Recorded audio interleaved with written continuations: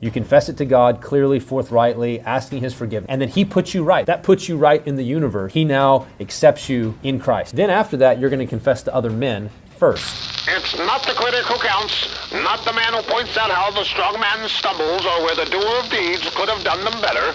The credit belongs to the man who was actually in the arena, whose face is marked by dust and sweat and blood. Welcome to the Men in the Arena podcast, where we interview specialists in the realm of manhood. Each of our guests is an expert in their chosen field or cause as it relates to men. Our conviction is to call you into the arena of manhood, call you out of the faceless, nameless bleachers, and call you up to be the best version of you. Because when a man gets it, everyone wins. Enjoy today's episode. Men in the Arena Army, we salute you. Hey guys, thanks for listening to this episode of the Men in the Arena podcast. I'm Jim Ramos, and I am here with my brother from another mother, our producer and co-host of this show, Dale Culver. How you doing, my man? Doing wonderful, Jim. Oh, what a canned vanilla answer. Are you going to give me a vanilla man word, like pick the word battle or something out of the book? Come on now. Yeah, I figured you. I was thinking about just making the man word vanilla. You should. That would be like a synonym for Dale. No, I'm just kidding, man. I'm just kidding. Hey, want to push guys over real quick? We were speaking in Alabama last week, and we put my new book, Guts and Manhood, The 4 Irrefutable Attributes of Courage, on the website. And that is there now, so guys can go and get that. And that's going to be there for a little bit because we have a lot of guys asking about it, and that's a free ebook for you guys. So go take care of that book and check it out. And so, Dale, I'm excited about our guest today because he is on this show. He's got a great story of victory, and he is addressing in a book he wrote a battle that all of us struggle with. I think this is a greater pandemic than the pandemic we're in, and we really need to get some help constantly. So I'm really excited to get this guy on and share his battle, his victory, and how he can help our guys find freedom. So that's really exciting for me. And guys, make sure that you are going onto our website, sending us your hero stories, sending us positive reviews so we can celebrate that with you, because we believe when a man gets it, everyone wins. So Dale, hey, speaking of that, buddy, do you have a man word today? I do, and my vanilla man word is boundaries. Oh, that's not vanilla. That's chocolate chip, buddy. Good job. That's the goods, brother. Oh, yeah. Bring it home, baby. Guys, really, we need to set boundaries in our lives. I would say, boundaries around our cell phone devices, our computers, and all those things, but also in our relationships with people who are not going to help us become better people. Yeah. And that's so important. And I think a lot of people don't set boundaries. Guys serving in the church don't set boundaries sometimes, and they get used up and chewed up by the church. So it has there's a lot of different areas in which we need to make sure we have boundaries. Well, in the context of today's podcast, I would say what I've been saying for years. The smartphone that is unprotected belongs to a dumb guy. Guys, get covenantized on your phone. Do something on your phone to protect you from yourself and have those guardrails, those boundaries built up. So that's a good one, Dale. Do you have a hero story for us today? Yeah, I do. My hero story is from a guy named Matthew in the Pacific Northwest. And he says, the Men in the Arena podcast has made a big impact on me and my family. My wife enjoys it as well. We are recovering addicts, and I got my wife hooked on meth. We had a little girl at the time, and we were not headed at all where God wants us to go. But we are almost 3 years clean now. God has moved in us like a wave. He has made me want more than anything to be the best version of myself I can be. For him and for my wife and for my now 3 girls. Thank you for what you guys are doing, reaching out and taking hold of men and helping us stand. God bless. Yeah, that's really powerful stuff, man. It's really exciting to hear that. And his wife is listening, too. So we forget sometimes how many women listen to this show. They want to get the scouting tips for their husbands. So good stuff, man. Hey, well, I want to bring on our guest today. I'm excited to get this guy on the show. Our new friend, Joe Rigney. Is that the right pronunciation, or is it Rigney? No, it's Rigney. You got it. Rigney, nailed it, baby. Hey, he's 38 years old. He's been married to his beautiful wife, Jenny, for 15 years. And guys always say, hey, Jim, why do you always say everybody's wife's beautiful and you never seen them? Because the Christian guys get all the beautiful women. It's so simple. You live for Jesus and marry a gorgeous gal. So I'm sure she's a beautiful woman. Joe is the president-elect of Bethlehem College and Seminary. He is a pastor and an author of 5 books, including our book for today, More Than a Battle, How to Experience Victory, Freedom, and Healing from Lust. He lives in Minneapolis. Whoa. He lives in Minneapolis with his wife and 3 sons. It's my pleasure to bring on our new friend, Joe Rigney. Joe, how are you doing, sir? I'm doing very well. Man, it's good to get you on the show today. I think this is a topic, again, that we've had several guys on the show in the past, but this is just a topic that we just can't neglect or ignore in the church. So thank you so much for taking the time to share your story and write such a bold book, which I have read cover to cover. Appreciate you being on the show, man. Hey, my pleasure to be here. Hey, why don't you do this? Why don't you take a few minutes and tell us your story, anything that is pertinent for today's interview, and give our guys some context into your life. You know, personal life, things you enjoy, hobbies, whatever you feel is necessary. Yeah, that's great. So, like you said, I live in Minneapolis, the land of ice and snow. And in February, it's not the greatest place in the world to live unless you really, really, really, really like the cold. But we've been here for 15 years, my wife and I. I'm originally from West Texas. Grew up there, went to Texas A&M University, came up here for seminary, ended up staying now for 15 years. I've been a professor and a pastor. And have 3 boys, 11, 9, and 2. So that's pretty great. We're looking forward to pitchers and catchers report. So baseball is on its way, and that's a big deal in our house. We're very excited about the spring. And then, kind of in terms of maybe the book that we're talking about today, like a lot of guys, I was exposed to pornography when I was in adolescence. And like many guys, got hooked, and it's a great part of my story, my shame, my sin, and I kind of was just drowning in it for a number of years, and then right around the time before I got married, God did a great work. A number of different factors came together in that, including some really wise mentors, some great messages, the Spirit of God, a whole host of things kind of came together in that season, and God did a great work, and since then it's been a very different sort of struggle. It's not, of course, we all struggle with temptation. That's still a reality, but the nature of it was fundamentally altered. And so over the last 15 years, I've been trying to help other guys, whether it's my college students or guys in my church, to experience freedom and victory and healing. And so then at some point somebody said, "Hey, this is helpful. You should write this down." And so I did, and now I have a book. Yeah, I appreciate that. Your book is More Than a Battle, and then the subtitle, How to Experience Victory, Freedom, and Healing from Lust. And so the guys listening to our show today, I just want to say this to you. The goal at this podcast's end is that you would have the tools to experience victory, freedom, and healing from lust. So I have a real quick question there, Joe. You didn't say victory, healing, and freedom from pornography. You said from lust. And I think that was very strategic on your part. Will you explain why? Yeah, so obviously pornography in the modern world is sort of the main, or one of the main avenues by which men are ensnared with lust, by lust. But lust is the actual sin. Lust is the fundamental thing. It's the thing in the heart. It's the thing that is broken. It's the desires that have gone awry. And pornography is simply the modern. You mentioned pandemic. Yes, that's right. It's never been. So sexual temptation is as old as dirt, but it's never been more accessible, available, anonymous, and therefore it's a much bigger deal. So when I talk about the struggle with lust, the book really does zero in, especially on pornography, though not exclusively pornography. But the real goal is we don't want to just deal with an external problem, because I don't think that's ever going to be dealt with fully. But what we can deal with is ourselves, and that's what God wants to deal with. God wants to restore control of us to us. Self-control is the fruit of the Spirit. And so God's wanting to deal with us, and so it's healing, victory, freedom, and healing from lust that we're really after. No, I really appreciate that, because I hear a lot of guys say, I'm a porn addict. And I'm sure that is true in a lot of cases, but the issue isn't porn, it's lust. And we need to get to the heart of the issue. Otherwise, we're just fixing a symptom of the problem and not the problem itself. And so, right. Hey, I want to throw you into something that we do with a lot of our authors. I call this our rapid fire round. Okay. Okay, do you think you're ready for this? I think so. Okay, man. I'm just going to throw phrases and words I want you to find out of your book.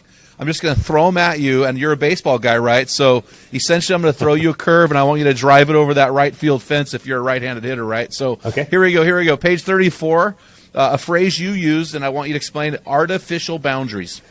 Artificial boundaries. Okay, so the idea here is, I wrote the book both for guys who struggle and for guys who are trying to help them. So you mentors and the guys who are in the pit. And one of the things that I do with guys when I meet with them is I try to gauge how serious they are about the fight. Some guys come into my office and they feel really bad because maybe they failed recently. And I'm trying to gauge how serious are you, because there is a way in which guys will sort of say, I really want purity, but not yet.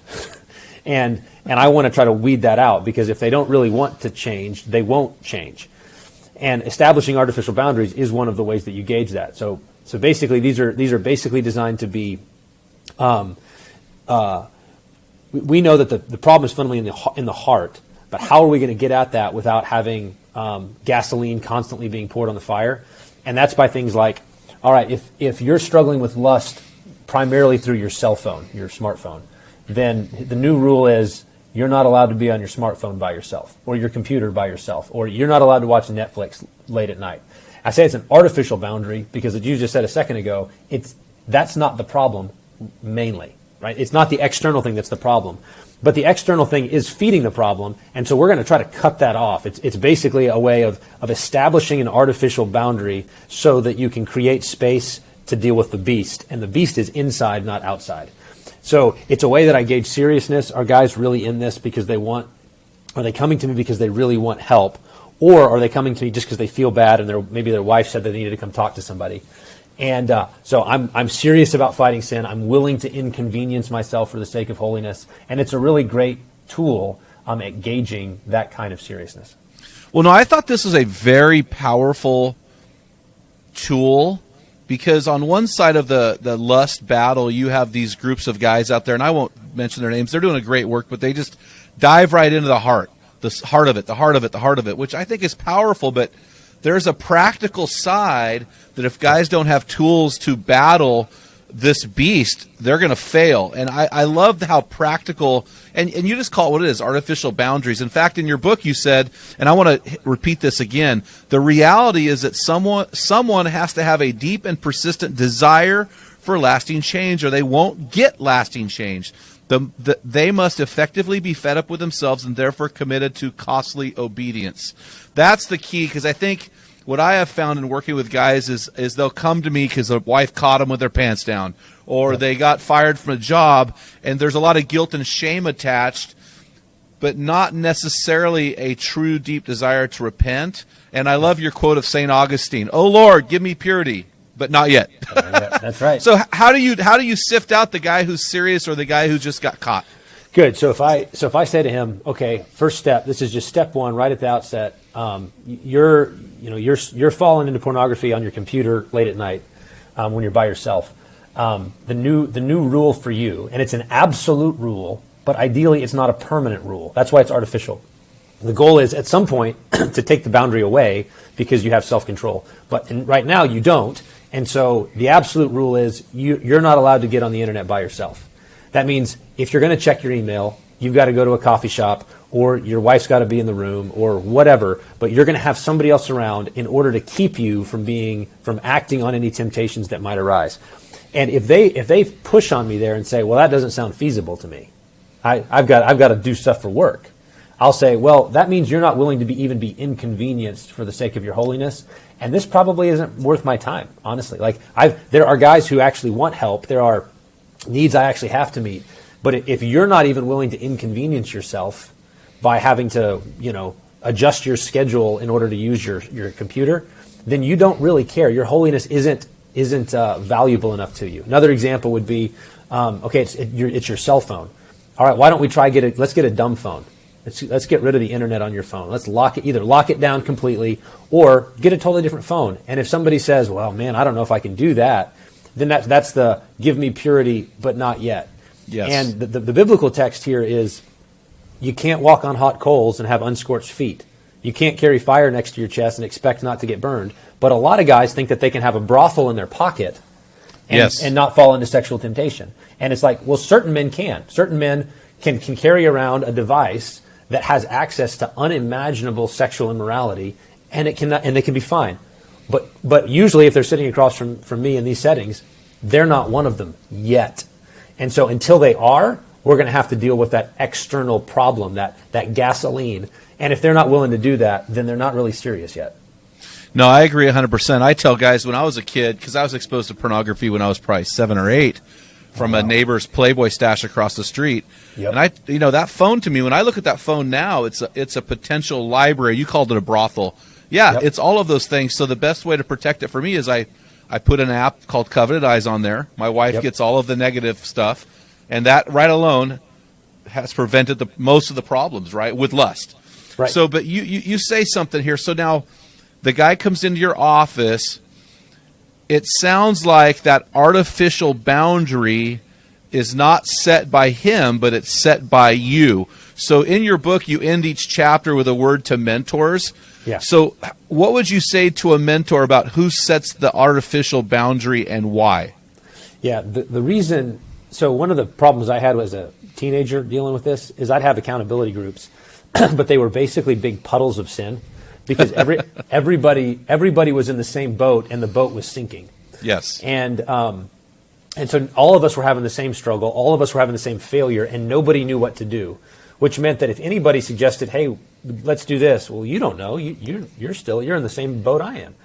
And so part of the goal is to have men who are actually walking in holiness, men who have experienced, by the grace of God, victory, freedom, and healing, to be the ones to help set the wise strategic boundaries. So having a mentor who is not in the pit look at you and say, this is the first step, this is where we're going to go. And then but it's not enough for it to be imposed. It needs to be owned by the guy in the pit. He has to say, I'm in. Right? I agree to that. And the reason that's important is one of the things that this boundary is designed to do is recalibrate the conscience. So if a guy agrees, I'm not going to get on the computer by myself, and he's all in. Okay, great. And then later, that week, he's at home, his wife's out with friends, and he's got to do some work email, and he jumps on there, does his work email, and as he's there, he realizes, oh no, I said I wasn't going to do this. And then he shuts his computer, and nothing happens, no sexual temptation, nothing happens. I still want him to confess that to me. I want him to tell me, hey, I got on the computer by myself. I know I agreed I wouldn't do that. Now, he's not confessing sexual sin, but he's saying, I didn't keep my word. And the reason I want that is we're trying to calibrate the conscience to say, if you say something, you do it. If your yes is yes and your no is no. And I want you to feel convicted earlier. I want alarm bells to start going off way before you get to the website where you typically go. And so there's a way of we're trying to recalibrate, reawaken the conscience, because it's the conscience is that little internal alarm system that says danger, danger, danger. And for most guys who are neck deep in pornography, that thing is numbed and almost dead because they've been soaking in it so much that things are normal that ought not be normal. Okay, so I want to go back to our rapid fire round. Yeah, that wasn't very rapid. No, that was good. No. It was. I asked another question. That's on me, man. No. You get me going, and I got to ask some things out of your book that come up. So that's great. So speaking of recalibrating the conscience, I want to go to rapid fire phrase number 2. And I want you to explain this one: brain plasticity. Yeah. So this is a big deal. This was a major deal for me. It was a part of the story that I just didn't know. And then it was only years later after I'd experienced the victory and freedom that I looked back and went, oh, that's what happened. So if you do any research on the effect of pornography on the body, one of the things you come across is brain plasticity. Plasticity basically means moldable. Mm-hmm. Okay, so the brain is moldable, and it's particularly or malleable is another way to say it. And it's particularly malleable in our teen years. That's kind of when our brain, the organ that is tied to thought and emotion and everything else, is being shaped. And so you basically think of it as when you look at pornography, your brain is getting shaped in a certain way. And what that means is you develop brain ruts so that sin becomes easy and obedience becomes hard. You're basically weaponizing your body. And the amazing thing about that, when I came across it in my research in literature, was how much it tracks with the way that the Bible talks about the role of the body in sinning. So in Romans 6, Paul talks about how sin is reigning in the body, making us obey its passions. And then he says, don't present your body to sin as instruments of unrighteousness. And I thought, well, that's it right there. That's basically saying, if you do, you're weaponizing your body. You're turning your body into your enemy. And now that's going to compound lawlessness upon lawlessness, impurity upon impurity. It's making sin easy and obedience hard. You're being habituated. You're developing habits of ungodliness. And so that's the brain plasticity idea, is that your brain ruts, because of the neurological and chemical and hormonal stuff, is like locking in that this is where sexual satisfaction, quote unquote, comes from, and it makes sin easy and obedience hard.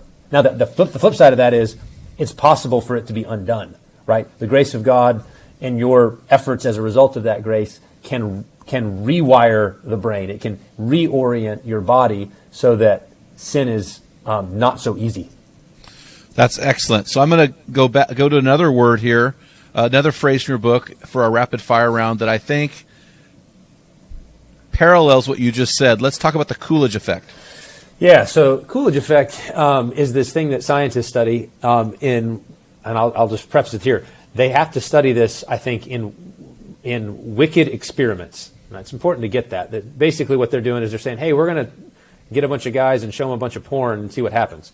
But one of the things that they discover is that among mammals, this isn't just a human thing, this is among all mammals, they'll have renewed sexual interest when you introduce the possibility of new sexual partners.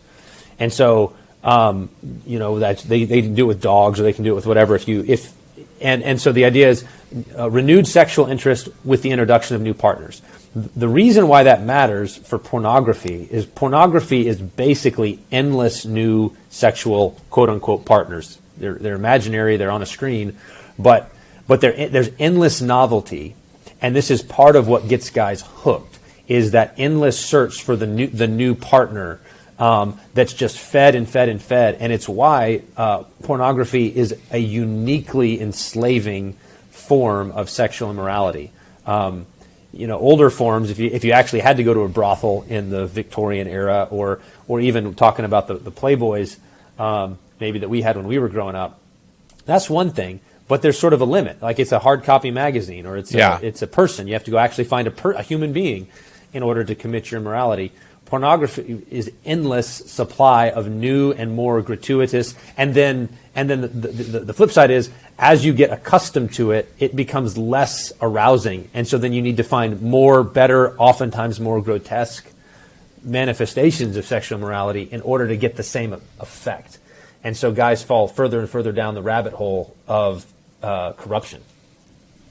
Yeah, guys, this is really important to understand this. This Coolidge Effect is really important. Joe's saying you can go down the rabbit hole when you keep looking for the next best image or the next more grotesque scene or what have you. We have to be very careful, guys. This is a trap, and you're going to fall into it, and many of you are in it right now, and you need to listen to this. Yep. So I want you to just grab a hold of this and listen. So I want to go to our next rapid fire phrase. You've already mentioned it, but I think it's a nice progression here. And I've never heard this phrase before, Joe, and so when I heard it, I thought, this is really good. It almost sounded counterintuitive, but then when you explained it in the book, I thought, oh, man, that's awesome. And it's weaponize your body.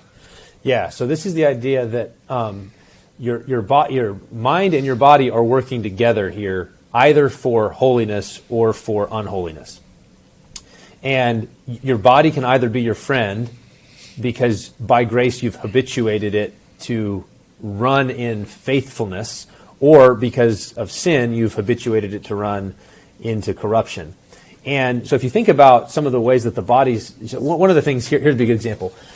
When a guy has an orgasm, your body takes basically a neurological snapshot, right? Sort of all of the chemicals that get released in that moment, the pleasurable sensations, the dopamine and the epinephrine and all the sort of stuff that gets released there. Your body says, snapshot, that was awesome. What caused that? And this is meant to be a really, really good gift from God. Like, this is designed to bind you to your wife. So in marriage, sexual intimacy, orgasm, and your body takes the snapshot that says, hey, my time with this woman who I've covenanted together with, and we've now known each other intimately, that's meant to be like a binding moment. That's a wonderful gift. Well, what pornography does, and masturbation, is basically takes that snapshot, but now it's in front of a computer or on your smartphone. It's at night, you're by yourself. And so now when you basically are in that scenario again, when you're in that situation again, your body says, hey, I know what happens here. And now all of a sudden, so you may have gotten on your computer to check your email, but your body just says, hey, it's like Pavlov's dog. I know what we can do here. And so that's a way that you've weaponized your body. Your body is saying, hey, I know what happens here. And it's supposed to say, hey, I know what happens here when you're with your wife on a date, right? You're taking your wife out on a date, you're investing in your marriage, and your body says, hey, I know what's happening later. And now it's like, yes, this is designed to further and enrich our marriage. And instead it's doing it in this other context, which is forming and shaping you, again, to make obedience hard and sin easy. So Joe, what's the relationship between pornography and oxytocin? So, you've got in the pornography basically involves both an upper and a downer. So there's an upper. It's a polydrug, is what they call it, medically speaking. Yes. So it's a polydrug. So it's got an upper. It's the dopamine high, which is like what cocaine does to you. And it's got a downer, which is an opiate release, which is like heroin. And you get both. This is why you have sort of like the build-up, the epinephrine, the excitement leading up to climax. And then after climax, there's kind of the come down, the relaxing, I'm ready for bed type feeling, right? And that's, again, that's by God's design, and it's good. But then pornography is basically triggering that without the intimacy, without the other person, without the covenant. And therefore, it's taking a good thing out of its proper context, and you're getting the high without the good. But it's highly addictive. It goes back to that Coolidge effect. It goes back to the arousal addiction that many guys fall into, where they're instead of just going to one image and masturbating to one image, it's like image after image after image. And there's a hunt. It's almost like it's the arousal itself that is part of the addiction, not simply the pleasure at the end of the arousal. And so it's a really complex thing, and I should maybe bracket all of this. I talk about it in the book, and one of the things I want to say about it is neuroscience and all of the biology and stuff can help explain sin, but none of it ever excuses sin. So this was helpful to me to explain, why is it so hard? This feels like really, really hard to break free? Why? And there's reasons. You've weaponized your body, but it never can become an excuse to where you say, well, I've weaponized my body, so therefore I guess I can't help it. That's never true. That's never true. You're still responsible before God for what your body does. That's really powerful. All right, hey, so Joe, as we're talking, I keep hearing you mention the word holiness and obedience, and I'm an ordained holiness pastor, so okay. I resonate with holiness. I think it's something that is maybe not as much of a value as it used to be. Can you explain why the desire for holiness is so important in finding victory, freedom, and healing over lust? Yeah, so, it's one of the marks of the new birth is a hunger for holiness, a hunger and thirst for righteousness, for holiness. And so every Christian ought to want to be like God and be like Christ, and therefore ought to want to be holy. We were saved in order to be holy. And then the flip side, the danger is, there's a holiness without which no one will see the Lord. If you live according to the flesh, you'll die. If your right hand causes you to sin, cut it off. The Bible uses really strong language for the failure to pursue holiness as a Christian. And I think one of the things that the book's trying to get at is personal holiness is a community project. So it's not simply, okay, I'm supposed to be holy, it's all on me, but God meant for us to live in community, He meant for us to live in the church, we need help. And so personal holiness is a community project, which is why the relation between mentors and men, between groups of men moving in the same direction, the kind of thing that you guys are trying to do here with Men in the Arena, is really, really important. Yeah, that's so powerful, man. And, holiness is basically being set apart for God's purposes. Yes. And we cannot be set apart for God's purposes if we're in bondage to some other purpose, i.e., lust. And so you say something really powerful along that lines in your book, and I want to read this quote. You said, on page 15, you said, Galatians 5:16 and 17 is a banner that flies over this whole book. And that verse is, but I say, walk by the Spirit, you will not carry out the desires of the flesh. For the flesh sets its desire against the Spirit, and the Spirit against the flesh. For these are in opposition to one another, so that you may not do the things that you please. I thought that was a very powerful statement, and I stopped when I read it and went, whoa, a banner. Can you explain why you chose that statement and that passage for this book? Yeah, so for a long time I misunderstood it because for a long time I took the passage to say, so you get this exhortation, walk by the Spirit, and a promise, you'll certainly not gratify the desires of the flesh. Now, that's a pretty amazing thing to say, right? If you walk by the Spirit, you will absolutely not gratify the desires of the flesh. But then there was this bit after that said, well, the desires of the flesh are against the Spirit, Spirit against the flesh, they're opposed, you don't do what you want. And so for a long time I thought, this is a passage that says, Paul says, here, great promise, and then realistic walk back. But I actually, this is actually in seminary, I had a friend point out, actually it's the other way around. We wake up every day in the middle of a war.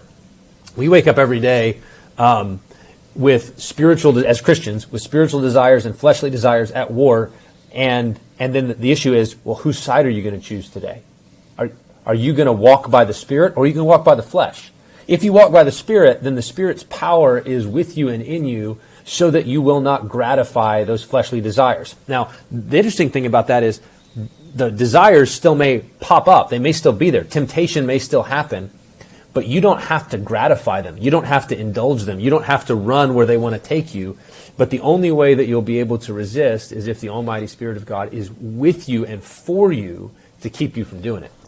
So that's why. The big question for the book, then, why it's a banner, is what in the world does it mean to walk by the Spirit? If that's the pathway to deliverance from the desires of the flesh, I really want to know, what does it mean to walk by the Spirit? So that's the banner over the whole book. Well, and walking by the Spirit comes down to holiness, which is seen through obedience, which goes back to Galatians 5, a couple verses down, 22. For the fruit of the Spirit is love, joy, peace, patience, kindness, goodness, gentleness, faithfulness, and self-control. Against such things there is no law. So what you're saying in the book is we need to pursue holiness through obedience, which is a sign that we're living by the fruit of the Spirit. That's right. And I would add one more element there that I think is really crucial. And this is crucial for mentors to get. A big problem in this is the amount of the shame and the guilt that this particular sin produces for guys means that they often try to fight it alone. Yes. And a big part of what we're trying to communicate is God is for you, and so am I. Like, God is He's so committed to you that He'll do anything to make you holy. Like, He will do anything to make you holy. And so to have there's a part in the book where I talk about the orientation of the mentor, how you're going to help guys, and I call it gospel presence. And the idea is that you're leaning in with a kind of, I'm for you. What you just confessed to me is not the end of the world. I'm not recoiling in horror at what you just said or what you just confessed. I'm leaning in because I'm going to walk 1,000 miles with you if you really want to go to Jesus. I'm with you. And then following from that, and therefore anything that's going to keep you from Jesus, I am absolutely opposed to, and we will kill it together.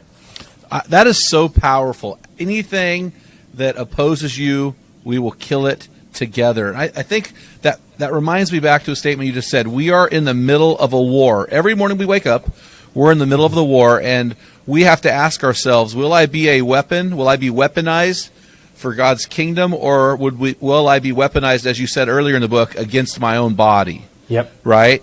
And so that's so powerful. Yeah, I was reading this morning, Joe, in Psalm 40, actually yesterday, in Psalm 40, David says, my sins were piling up.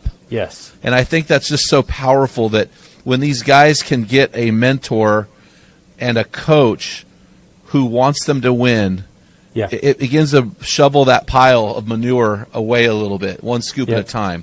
But you said this. So earlier in the podcast, we talked about artificial boundaries and how important those are to establish. But I want to go to the next, what I think in your book is the next phase. And on page 38, you said this, and this goes along with this mentor wanting these guys to win. You said this: once you've identified some initial artificial boundaries, the next step is to establish some accountability. And like you said earlier in the podcast, not a puddle of sin, but some guys who are winning in this area and want you to win. Then you continued. Accountability works like this. First, clearly agree to a boundary. I will not be on the internet when I'm alone. That's an example. Next, if you cross the boundary, if you get on the internet alone, you've broken your word and need to confess it to your mentor or another man in the group, which we've already talked about this morning. But let's talk about this establishing accountability. What does that look like, and who does a man target? Yeah, so accountability is basically I'm moving toward Jesus, but it's a community project. Yes. So we're moving together, and these guys are there for me and against my sin. So part of the goal in a group like this is you want to create an environment that is safe for sinners, but is not safe for sin. And it's really easy to fall off on one side or the other. If it's just safe for sinners, but also safe for sin, you're going to get puddles of sin. If it's hostile to sin, but so hostile that it's hostile to sinners, then everybody will just keep their mouth shut. Nobody, because it's not, you can't even confess it. The goal of good accountability is an environment where you can confess your sin forthrightly, honestly, to these other men. And I'd actually say, I kind of walk through sort of three levels of confession in failure. First, to God. He's the main one you sinned against. He's against you and you only have I sinned, David says. So you confess it to God clearly, forthrightly, asking his forgiveness, and then he puts you right. That puts you right in the universe. He now accepts you in Christ. Then after that, you're going to confess to other men first. Before you would talk to, say, your wife, you're going to confess to other men. And the reason for that is they're going to get it and understand in a way that maybe your wife won't. They're men like you. They're oriented to the world the way you are. And you're confessing to them for wisdom and accountability. They're going to say, well, did you do it? Tell me about what led up to it. Or there are ways that you were sliding into sin, that you were making provision for the flesh. They're going to push on you, which is why it's really important to pick accountability partners that your wife trusts. So one of the things this counsel I give to guys, in choosing the men who are going to hold you accountable, get your wife's take. Does she trust that guy? There might be guys in your life that she goes, I don't want you confessing to him. I see the way he treats his wife. Oh, yeah. And what you're trying to do is you want her to be really happy with the men that are holding you accountable, because then that frees her to be your wife and not your main accountability partner. And then if you sinned grievously enough, you've broken covenant, then after talking to the men, you ask for wisdom. Help me, guys. What should I talk to my wife about? How should I say it? Give me some guidance in order to restore our relationship, because I've blown it. And moving through that way is meant to keep you from unhealthy patterns of confession, where a guy can sometimes treat his wife like a priest, where he feels terrible, and then he finally vomits all of his sin on her, and he feels better. He got it off his chest, and now she's covered in vomit. And she's carrying it with her. Now she's going, am I enough? Why is he struggling this way? Is this my fault? She's got all kinds of fears, maybe some anger, understandably so. And that's a real danger, because then you get mutually feeding spousal sin. His temptations to lust are threats to her. Her anger, anxieties, fears make him really on edge, and it's just a really toxic mix in a marriage. And you're trying to break that by healthy patterns of confession and accountability. Well, this is the balance, right? Confess to God, confess to men, and at some point you bring your wife into it. You said if there's a breach in covenant, at what point does the wife come into this? At what point does a man say, "Man, I need to talk to my wife"? Yeah, so that there's a wisdom element here. I don't think there's a one size fits all, and this is where the other men, pastors in your life, are really going to be guidance. So they need to know, where's your wife at? Where are you at in this fight? How are things going? And there needs to be some mutually agreed upon. So, as a practical example, if you're dealing with kind of double take stuff, where, you know, you're driving down the street and there's the billboard or whatever, and you kind of look and then you look again. Is that oh man, I idle curiosity, that sort of thing? That's a sin. You were sort of soaking it in for a minute. But is it the sort of sin that you need to then call your wife and say, hey, honey, guess what I did on the way home? Probably not. That's probably going to create more anxiety in you and in the marriage that's going to be helpful. Yes. You do need to confess it to God. If it happens frequently enough, you should probably bring the guys in, and they might say, hey, maybe take a different route to work then, right? Like, if, you know, in other words, let's be proactive here. If it's something in general, my counsel often on this is, if you're actively seeking something, like so in other words, if you go looking for sin and you find it, that's the sort of thing that may be necessary to confess. Now, if you go full on and you binge on some pornography, yeah, you probably need to confess that to your wife. You've sinned not just against God, but against her as your covenant partner. But how to confess, how much detail to give, all of those are wisdom calls that you work through with the men who love you and her. So one of the tests I often give to guys about accountability is, you want the men that you're confessing to be as hard on you as your wife will be. Ooh, that's good. Right? So, but because they can be hard on you in a way that she can't. Like, if she pushes on you that way out of anger, hurt, fear, etc., you're going to respond differently. But if a guy, if another man that you know cares about you and wants what's best for you says, hey man, here's the deal. You violated the boundary here. We're going to have to change the boundary. We're going to have to be more creative. We're going to have to try a new strategy. You're probably going to respond to it better because it's coming from a different source. And that matters. It's just wisdom for the battle. So speaking of wisdom, you've mentioned a couple times that your accountability guys push on you. Yeah. So can you give us some examples or one that comes to mind of an example that worked of a guy pushing on another guy? Yeah, so it would be the sort of thing where, well, part of what you're doing with these guys is, you know, you've got your artificial boundaries in place, and they're helping you to kind of police those. So they're asking you about, hey, how'd you do this week, whatever. If you keep violating that, so say they said, okay, I'm not going to get on my cell phone by myself because that's how it's happening, and you keep having to confess, hey, I went on my cell phone again. At some point, what one of those guys should say to you is, I think we need to get you a dumb phone. You're clearly not even able to have the Covenant Eyes or the locked phone or whatever. You keep finding ways around it. So we're going to have to draw a new artificial boundary. Let's just cut it out completely. Let's get you a dumb phone. So that's the kind of push that they might give. Now, the other thing that they're going to be doing, and this is the middle of the book, is really dealing with the nature of the battle. Because often there's a whole host of other issues that are feeding into the struggle with sexual sin. So I talk about it's a wider war, it's a deeper war, it's a more subtle war. There's emotional components to this. There's other sins that might be in play, envy, anger, anxieties, pressures at work. And one of the things you want from wise mentors is you want to be dealing with those things. One of the images I use in the book is there are sins that get headlines, and then there are sins that fund newspapers. So a sin that gets a headline is something like sexual sin. When it happens, it's big, it's flashy, it gets all the attention. But then there's other sins, far more subtle, that are actually the ones bankrolling the whole operation. They're funding the newspaper. And if you don't deal with the sin funding the newspaper and you're constantly distracted by the marquee sin on the headlines, you're not actually dealing with the real issue, which might be self-pity. It might be anxiety and stress at work. It might be anger. It might be childhood wonkiness from the way you grew up. There's a whole host of brokennesses, sins, patterns underneath that you've really got to get into, and you need other men to help you deal with those. Otherwise, you're just going to be distracted and think, I have a sexual sin, I have a lust problem, when really you have an anger problem. Or really you have. So here's a real practical example of a guy that I worked with years ago. He was a security guard. And he, at night, like a night watchman type guy, he's on his phone. He doesn't have it, it's a kind of a boring job. He really wishes he was in another line of work, and he kind of feels stuck. And so he feels stuck and bored, and he's comparing himself to all of his friends who are moving up in the world and, advancing in their careers, and he just feels trapped.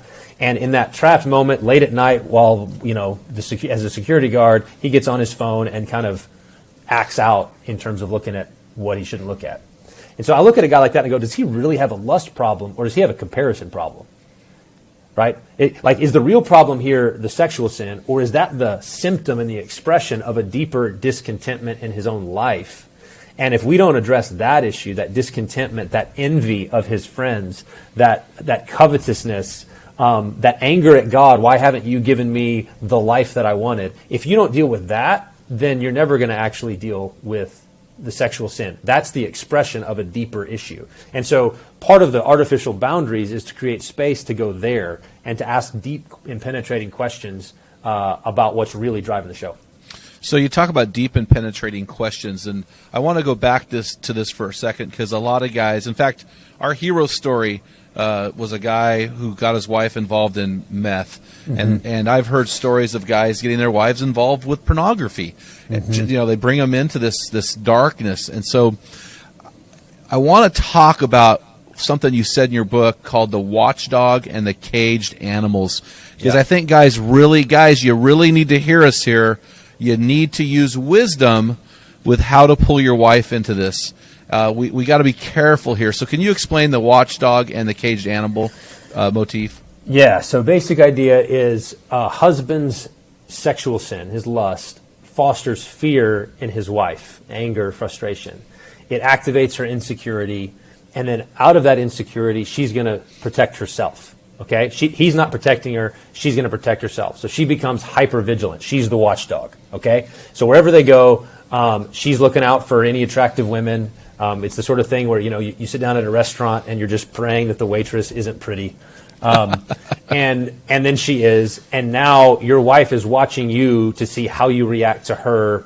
And you're trying to locked in on your menu, and now what could have been a great date night has turned into this powder keg ready to explode. Yep. And so the more that she's the watchdog, the more that you feel like I'm an animal, and at any moment I could just explode into lust. And that actually, it's the phenomenon of, if you say, hey, don't think about sex, and every time you say don't think about sex, you start thinking about sex, right? Yeah. And so so she's saying, is he thinking about sex? And now you're thinking about it. And so there's watchdog and caged animals that her hypervigilance reinforces your sense of, I'm at any moment on the brink of going over the cliff into sexual passion.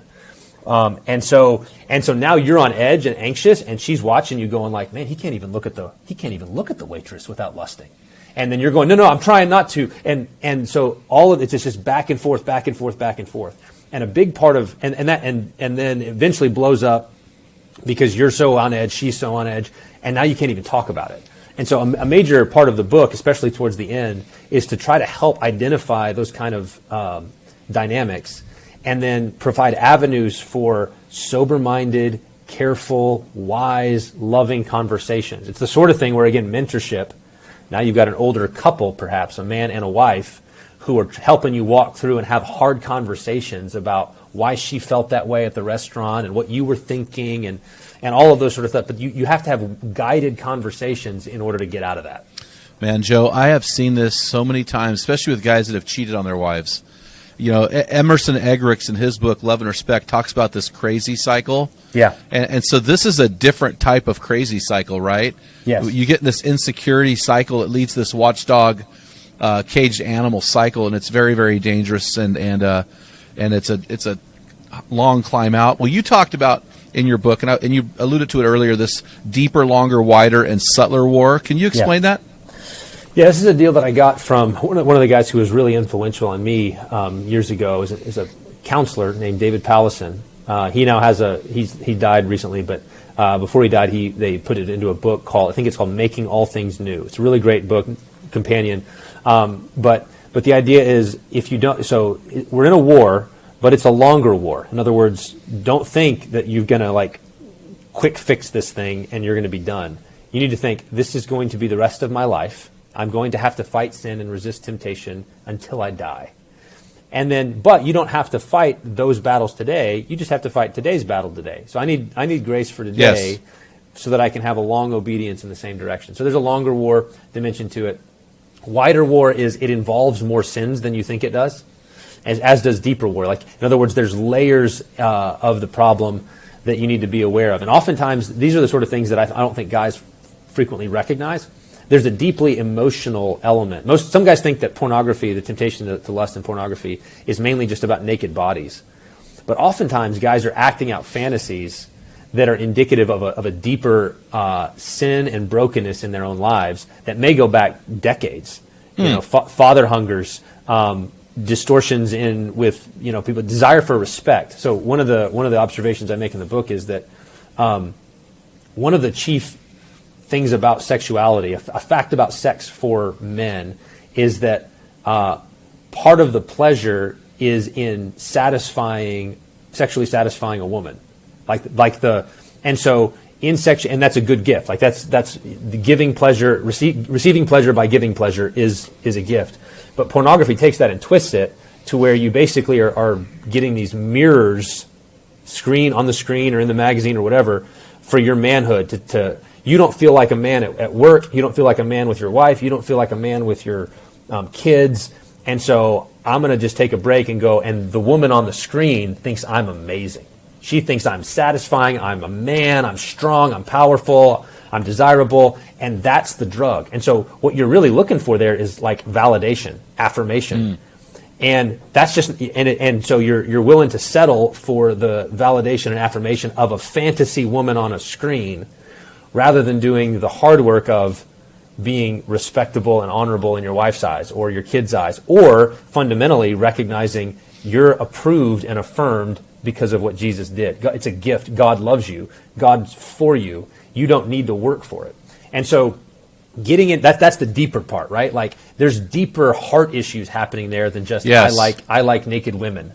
That's not that's superficial. And if you only fight it at the I like naked women level and don't get deeper, then you're going to continue to get stuck in this cycle because you don't even see what's really going on. Interesting. So that's the deeper, and we talked about the longer and wider. Earlier you alluded to the subtleties of war. Can you go back to that? Yeah. So part of the this is part of the sins that steal headlines and fund newspapers or our weaknesses. So there's ways in which you need to ask questions about your patterns leading up to a fall.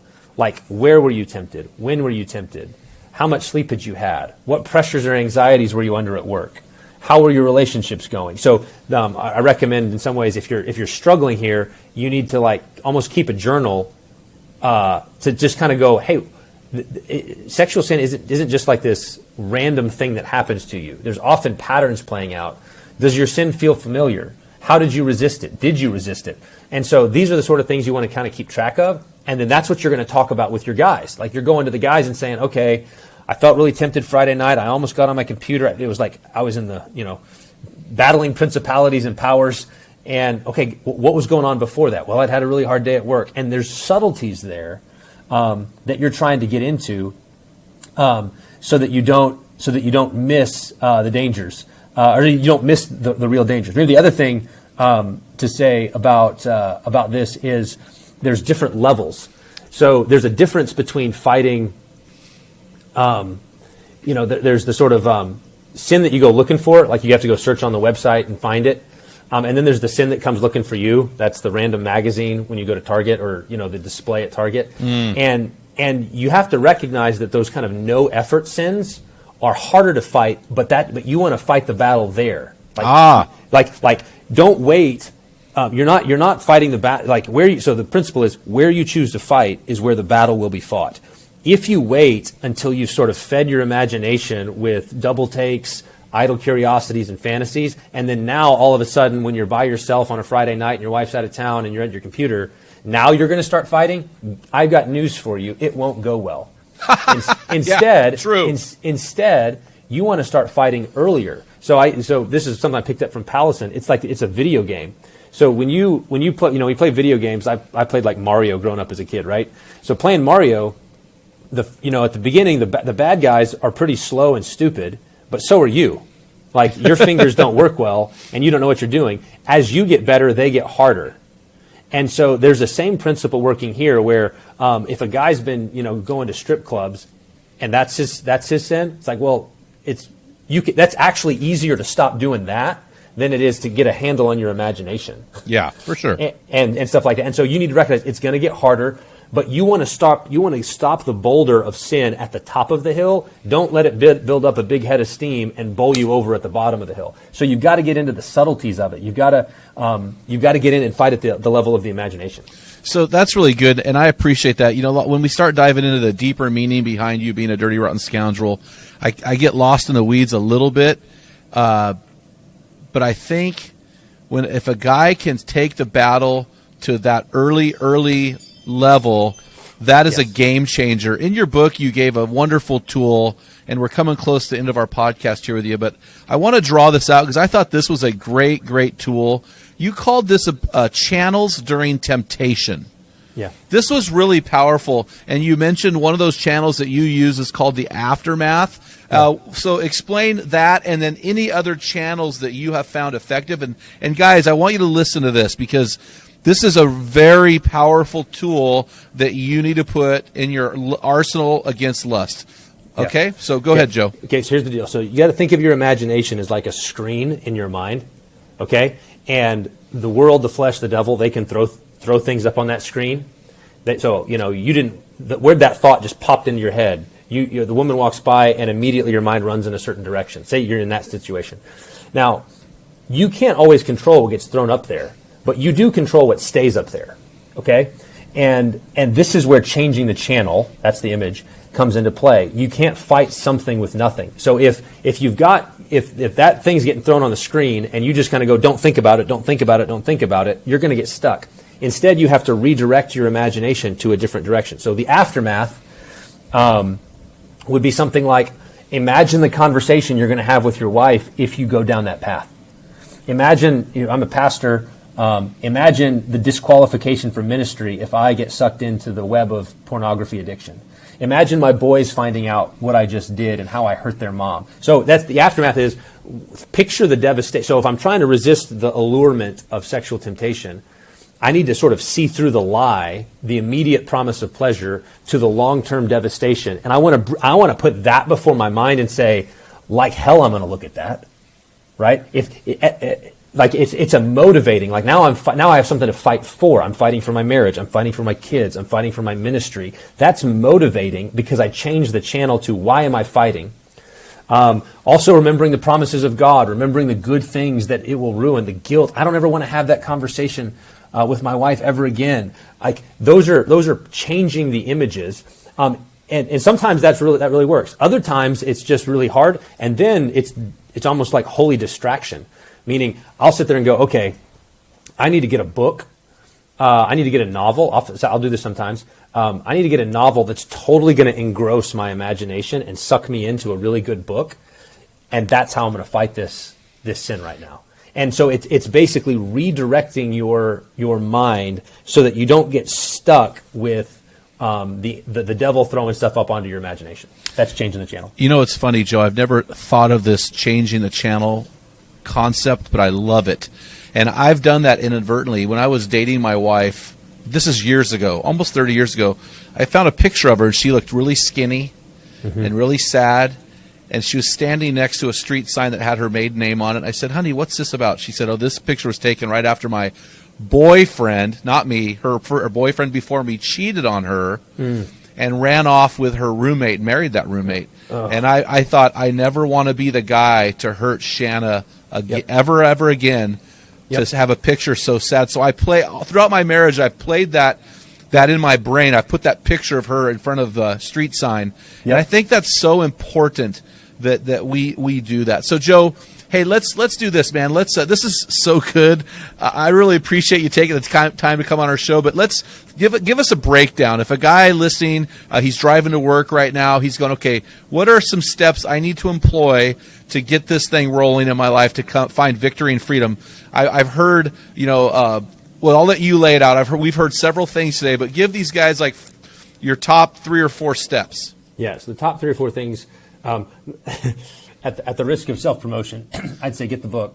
Oh, we're already promoting the book, brother. Yeah, good. Yeah. So, but what I say is, get the book and get the guys, and then it's, hey, we're going to work through this together. And I would actually say, get your wife and have her read along through it. Because one of the ways I hope the book is helpful is you might have some penny drop moments, some aha moments in her as I try to describe the experience and the challenges and all the layers here, that if she looks at you and reads this and goes, is that true? And you go, yeah, that's how it feels. And she's going to go, oh, I had no idea. I don't experience the world that way.